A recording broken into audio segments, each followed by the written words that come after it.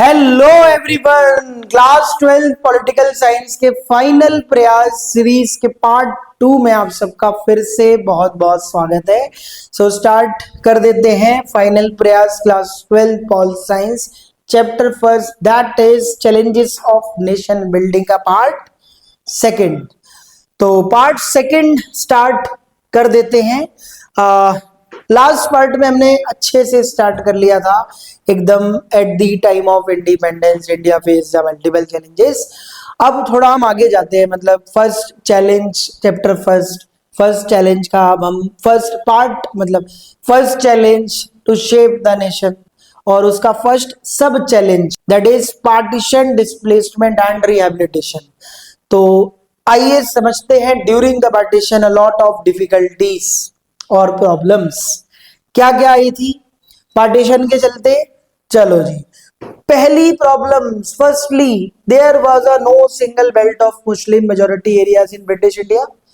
British India के अंदर कोई भी सिंगल बेल्ट, मतलब नहीं थी कि हम ये डिसाइड कर पाए कि इस वाले रीजन को पाकिस्तान बनाएंगे या इस वाले रीजन को पाकिस्तान बनाएंगे, राइट। ये सबसे बड़ी एक प्रॉब्लम थी।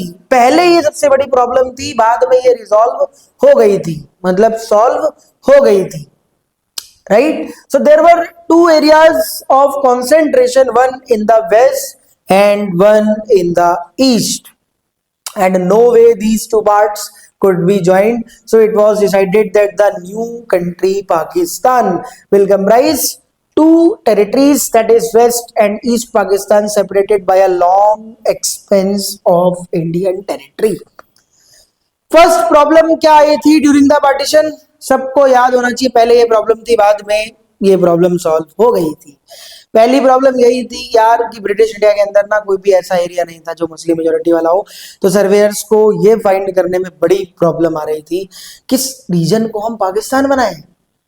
फाइनली कॉन्सेंट्रेट किया गया भाई East Pakistan, West Pakistan. East मतलब बंगाल से बाइफरकेट करके, वेस्ट मतलब पंजाब से बाइफरकेट करके दो एरिया में पाकिस्तान कंट्री को डिवाइड कर दिया गया। बीच में इंडिया कंट्री, एक लॉन्ग एक्सपेंस ऑफ टेरिटरी, बीच में इंडिया, बाकी इधर ईस्ट इधर वेस्ट, राइट। आई होप आपको समझ आ गया हो। फर्स्ट प्रॉब्लम ऐसे ही आपने एक्सप्लेन करना है, राइट। क्वेश्चन आने के चांसेस मैक्सिमम रहते हैं, राइट। यही थी प्रॉब्लम। बाकी सेकेंडली दूसरी problem, not all Muslim majority areas wanted to be in Pakistan. हर मुस्लिम मेजॉरिटी अभी नहीं चाहते थे कि भाई पाकिस्तान के अंदर वो रीजन आए। हर मुस्लिम मेजॉरिटी एरिया ये नहीं चाहता था। बात तो ये थी ना कि जहां पे मुस्लिम मेजॉरिटी इसमें हो मैक्सिमम, उस वाले रीजन को, एरिया को पाकिस्तान बना दो। तो हर एरिया भी नहीं चाहता था। In fact Khan Abdul Gruffudd Khan, the undisputed leader of the northwestern frontier province and known as Frontier Gandhi, was staunchly opposed to the two nation theory. एक अब्दुल खान जी बिल्कुल विरोध में थे टू नेशन थ्योरी के। भाई क्या हो रहा है, पार्टीशन वार्टीशन क्या है, नहीं होना चाहिए। एनईएफए नहीं, एनडब्ल्यूएफए, नॉर्थ वेस्ट फ्रंटियर एजेंसी, ये वेस्ट की बात है, मतलब कश्मीर साइड के। एनईएफए तो इधर की साइड है ना, मतलब अरुणाचल प्रदेश की साइड। तो ये सब आपने याद रखना है।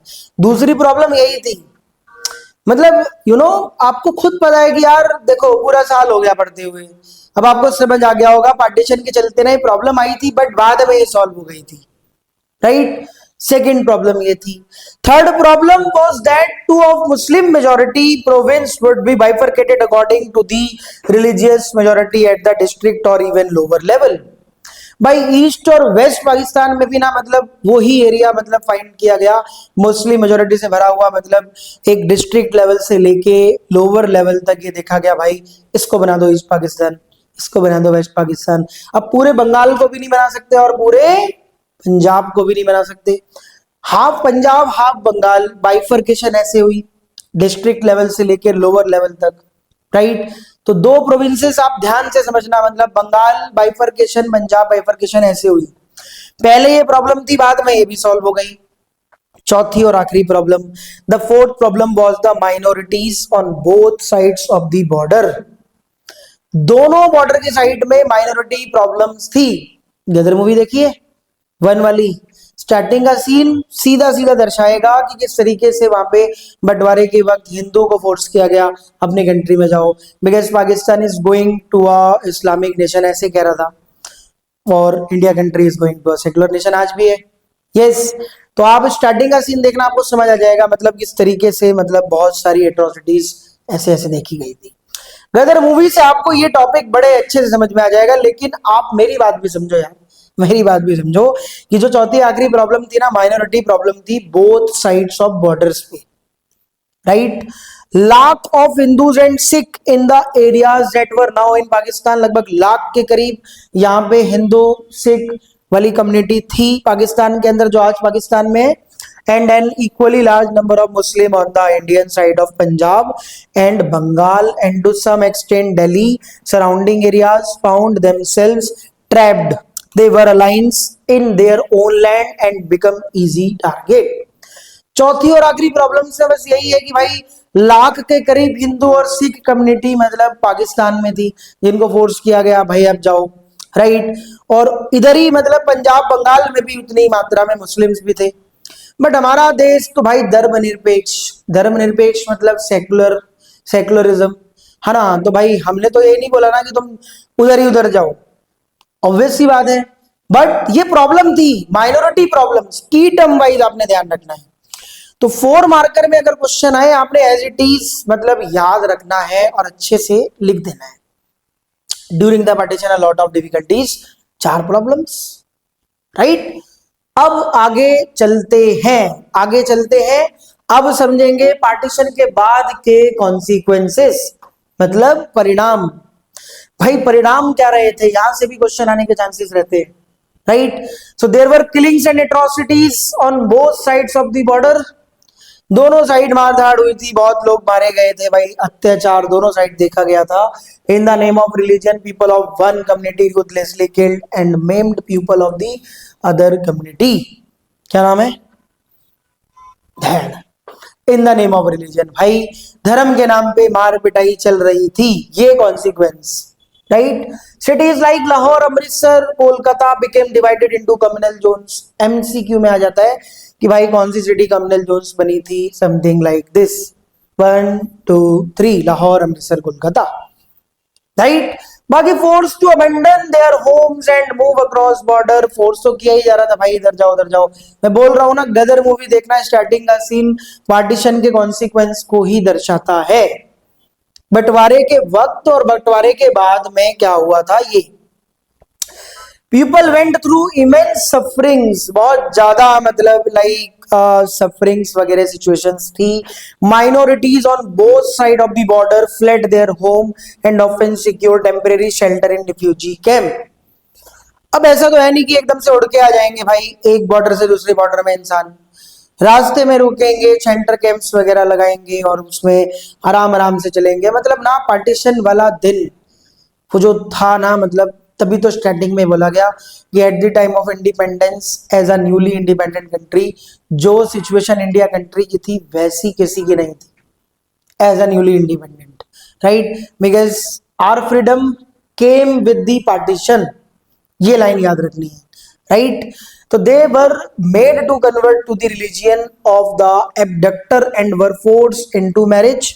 अब जो रुक भी गया वहां पे या ठहर भी गया तो भाई उसको धर्म चेंज करना पड़ेगा, शादी करनी पड़ेगी। मतलब ऐसे भाई शकीना जी तारा सिंह को मिल गई तो भाई शादी हो गई, फॉर एग्जाम्पल। इसी तरीके से ना मतलब बहुत से ऐसे थे, कन्वर्जेंस तो होगा ही ना आफ्टर सेटलमेंट, ये कॉन्सिक्वेंस पड़ रहे हैं हम पार्टीशन का। Many cases women were killed by their own family members to preserve the family honor. Many children were separated from their parents. कई वुमेन्स मतलब ज्यादातर ना वुमेन्स को मतलब वुमेन्स के प्रति अत्याचार बहुत हुआ, राइट। और कई बच्चे अपने फैमिली से बिछड़ गए, जैसे सकीना फॉर एग्जाम्पल, राइट। तो आपने ऐसे समझ लेना है, अच्छे से समझ में आ जाएगा कॉन्सिक्वेंस ऑफ पार्टीशन, ये भी आने का चांसेस है टॉपिक, मतलब इससे question, right. Writers, poets, film makers in India and Pakistan have expressed the ruthlessness of the killings and the suffering of displacement and violence in their novels, short stories, poems and films. ये तो दिखाएंगे ना भाई, इतने लोगों की जाने गई, इतने लोग ऐसे हुए, इतने लोग वैसे हुए। इनका क्या काम है, मास मीडिया का क्या काम होता है भाई, दिखाना, राइट। तो it is estimated that the partition force about 80 lakh people to migrate across the new border. ये एक डेटा था कि मतलब लगभग इतने लोगों को बोला गया माइग्रेट करने को नए बॉर्डर में, and between 5 to 10 lakh people were killed in partition related violence. 80 lakh people migrate हुए, ये एक डेटा याद रखना, लिख लेना। उसमें से भी 5 से 10 लाख अप्रॉक्स, ये डेटा एस्टिमेट बताता है कि इतने लोग को मार दिया गया इसी दरमियान, इसी सिचुएशन के चलते, राइट। तो पूरा डेटा मतलब ऐसे बताता है। बाकी आई होप आपको process of partition, difficulties, problems during the partitions, consequence of partitions अच्छे से क्लियर हो। ये eight the time of India independence का फर्स्ट चैलेंज का मतलब first part, first sub challenge clear है।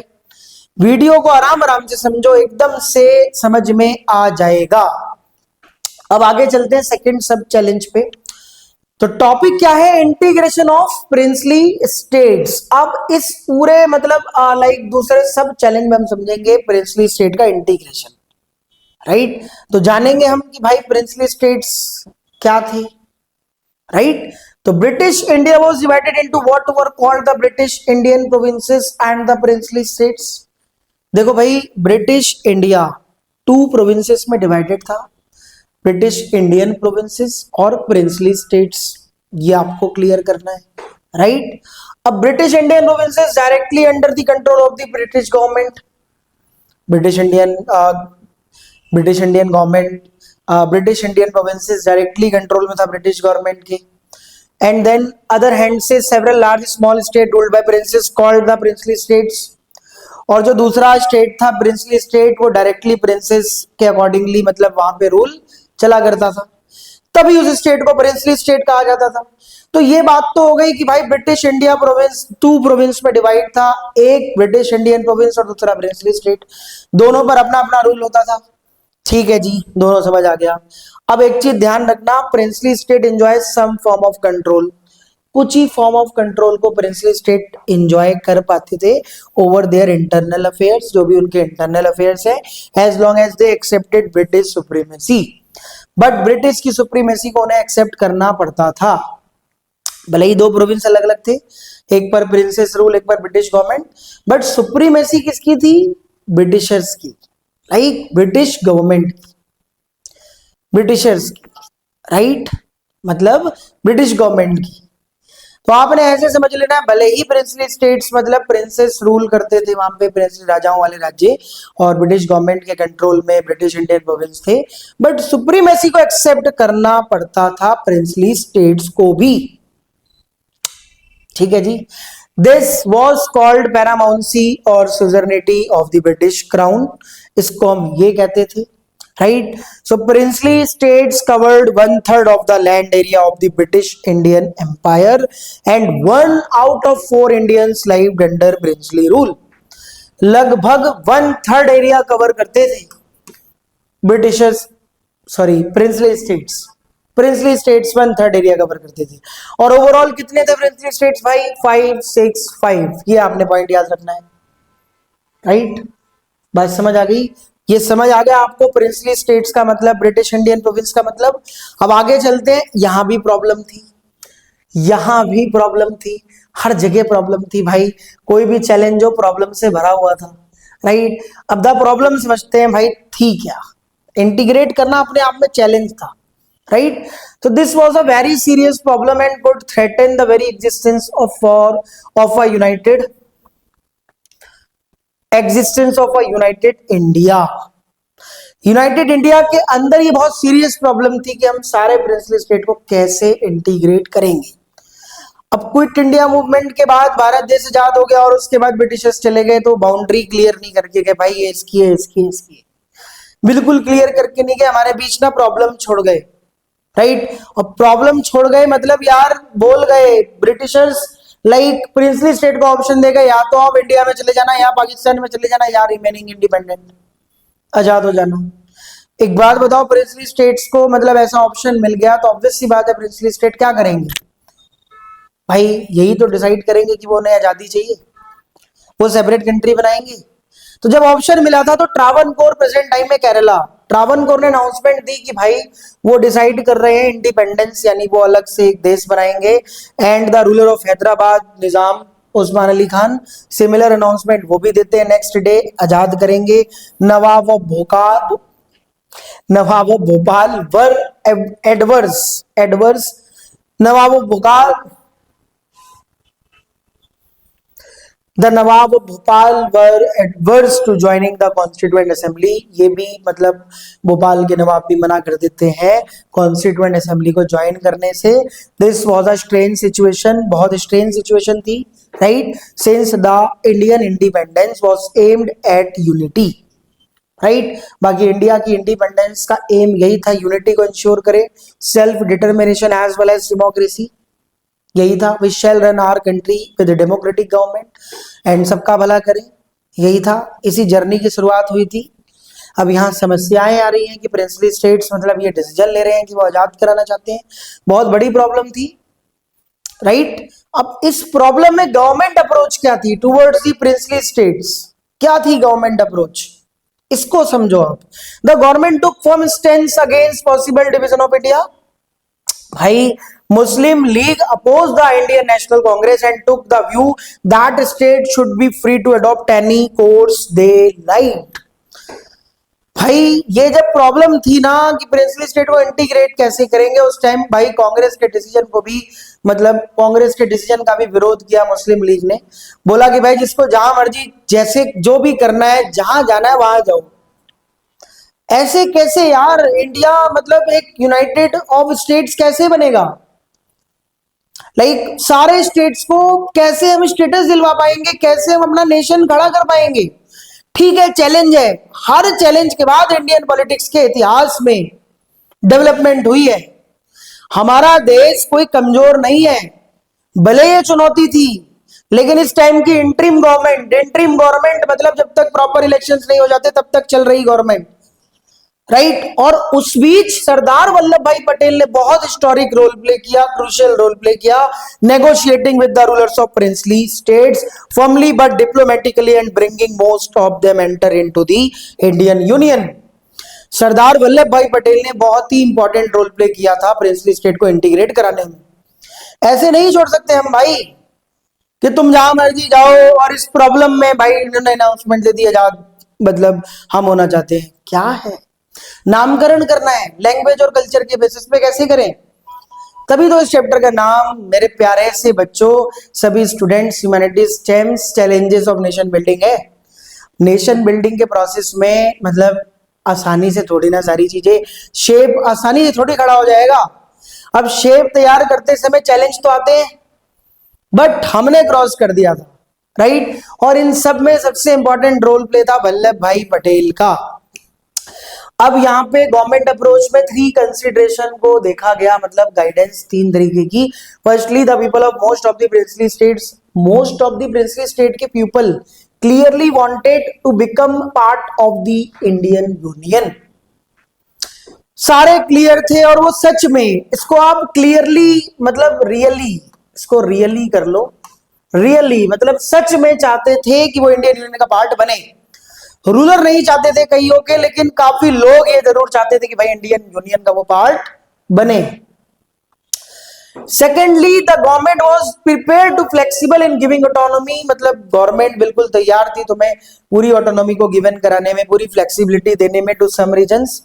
तुम हमारे साथ ज्वाइन करो, हम आपको स्टेटस देंगे, फुल फ्लेक्सिबिलिटी देंगे, नामकरण करेंगे पूरा लैंग्वेज कल्चर के बेस पर यार। The idea was to accommodate plurality, ये आइडिया जो था ना बेसिकली प्लूरैलिटी को अकोमोडेट करने का, and adopt a flexible approach in dealing with the demands of the regions.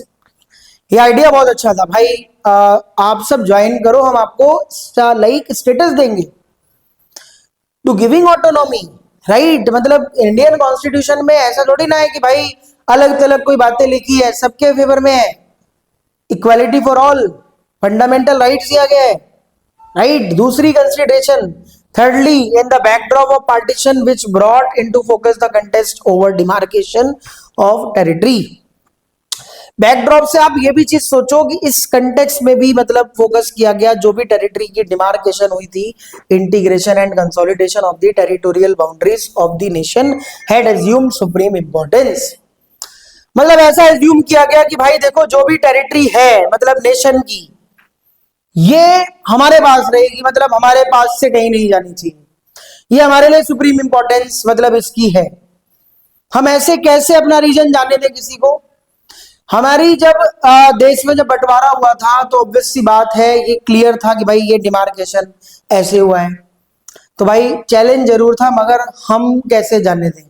तो गवर्नमेंट अप्रोच बिल्कुल सिंपल थी कि देखो यार, लोग तो चाहते ही हैं कि हमारे साथ इंडियन यूनियन में ज्वाइन हो, ऊपर से हम प्रिपेयर है, हमारी सरकार प्रिपेयर है तुम्हें ऑटोनॉमी गिवन कराने के लिए, फ्लेक्सिबिलिटी देने में, स्टेट का स्टेटस देने के लिए, काफी मतलब प्रोसेस है कि जिसमें हम तैयार हैं। तो इन सभी चीजों को देखते हुए मतलब instrument of accession agreement Sardar Vallabh Bhai Patel ji sign कराते हैं, जिसमें the rulers of the most of the states signed a document called instrument of accession, which meant that their state agreed to become a part of the Union of India. ये agreement साहब उस चीज पर based था कि भाई अब जो है ये सारे प्रिंसली स्टेट इंडियन यूनियन का पार्ट बन रहे हैं finally officially.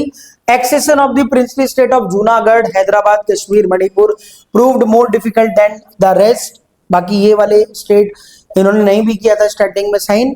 Over the period of time जो जूनागढ़ का इशू था ये तो रिजॉल्व हो गया था। After a plebiscite confirmed people desire to join India.